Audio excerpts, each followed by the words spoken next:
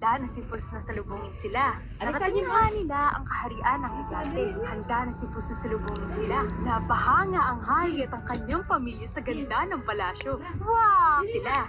Narating na nga nila ang kaharian ng Higante. Handa na si Pus na salubungin sila. Napahanga ang hari at ang kanyang pamilya. Marky at ang prinsesa ay hindi maiwasang magkatinginan. Alam nila na ano nila ang tamang lalaki.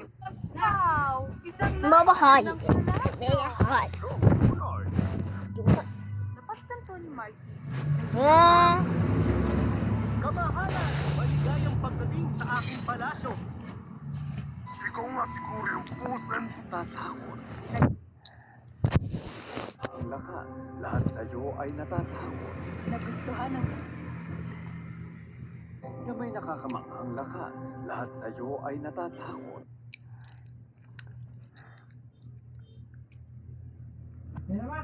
Aw niya ako. Pakakasalan, Master. Aw niya ako nara. Mew. Marcio. Master. Halina. Oo na lagi ka. Mas. Aw, niya ako. para sa Di ba pagkukulan mo kaon? para magdala ng regalo paneho para sa hari.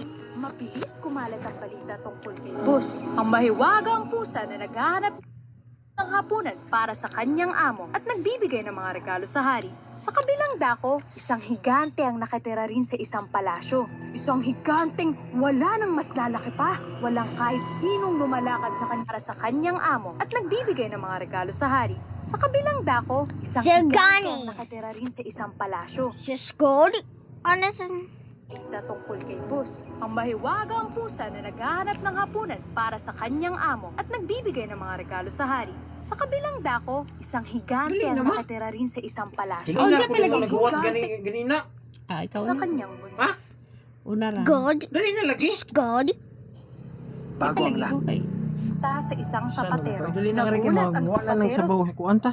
Ka pwede ra magdi. Inya ra lagi ko kay di busog pares ako. ng bota. Pakita mo sa akin ang kaya mong gawin. Kinuha ni Marky ang kanyang natitirang pera at pumunta sa isang sapatero. Ang pag-asa na maisip niyang nagsasalita ang pusa. O sige, Pus. Ibibig... Marky at nag-isip kung paano siya makakakuha ng bag at isang pares ng bota. Muna ako ng bag at isang pares ng bota at ipapakita ko sa'yo ang kaya kong gawin. Nabigla si Marky at nag-isip kung paano siya makakakuha ng bag at isang pares ng bota. Ngunit nagkaroon siya ng pag-asa na maikot Bota at ipapakita ko sa'yo ang kaya kong gawin. ang pares ng bota. Marami pa akong kayang gawin, Master. Bigyan mo lang ako ng bag at isang pares ng bota at ipapakita ko sa'yo ang kaya kong gawin. Nabigla si Marky at nag-isip kung paano siya makakakuha ng bag at isang pares ng bota. Ngunit nagkaroon siya. Bota at ipapakita ko sa'yo ang kaya kong gawin. Nabigla si Marky at nag-isip kung paano siya makakakuha ng bag at isang pares ng bota. Marami pa akong kayang gawin, Master. Bigyan mo lang ako ng bag at isang pares ng bota at ipapakita ko sa'yo ang kaya kong gawin. Nabigla si Marky at nag-isip kung paano siya makakakuha ng bag at isang pares ng bota. Marami pa akong kayang gawin, Master. Bigyan mo lang ako ng bag at isang pares ng bota at ipapakita ko sa'yo ang kaya kong gawin. Nabigla si Marky at nag-isip kung paano siya makakakuha ng bag at isang pares ng... Marami pa akong kayang gawin, Master. Bigyan mo lang ako ng bag at isang pares ng bota at ipapakita ko sa'yo ang kaya kong gawin. Nabigla si Marky at nag-isip kung paano... Di lagi ko kay busog palagi ko kay. Minsan din ko ano yun, Ray? Ano ka ang watermelon, Mara? Maisip niyang nagsasalita ang pusa.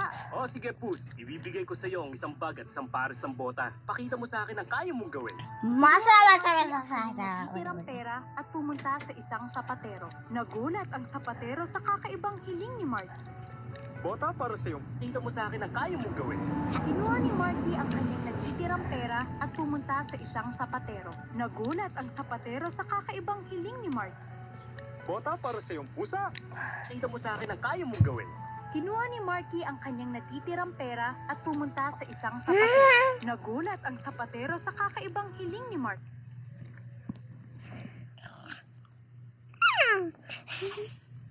That's oh, pusa boxes. Yes. Oh, free store nuts. This is successful. Bota para sa iyong pusa. Sigurado ka ba? Aba, oo naman. At binigay na kay Pus ang kanyang bag at pares ng bota. Ngayon, Pus, nakuha mo ng iyong hiling. Ano ang gagawin mo? Bago ang lahat, hahanap ako ng hapunan natin. Pumunta si Pus sa lugar kung saan palaging